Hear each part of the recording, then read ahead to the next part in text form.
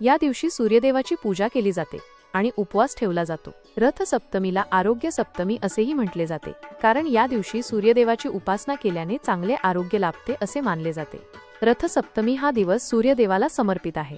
सूर्यदेव हे ऊर्जा आणि जीवनाचे प्रतीक आहेत। त्यांची पूजा केल्याने आपल्याला तेज, सामर्थ्य आणि आरोग्य प्राप्त होते।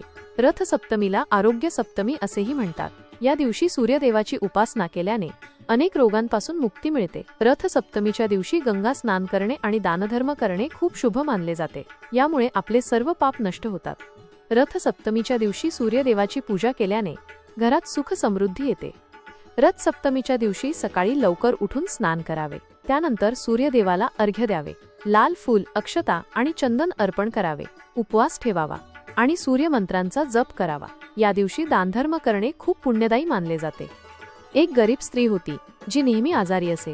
ती खूप दुःखी होती। एकदा तिला एका ऋषीने रथ सप्तमीचे व्रत करण्यास सांगितले। त्या स्त्रीने विधीपूर्वक व्रत केले आणि सूर्यदेवाची पूजा केली। त्यामुळे तिचे सर्व रोग बरे झाले आणि ती निरोगी झाली।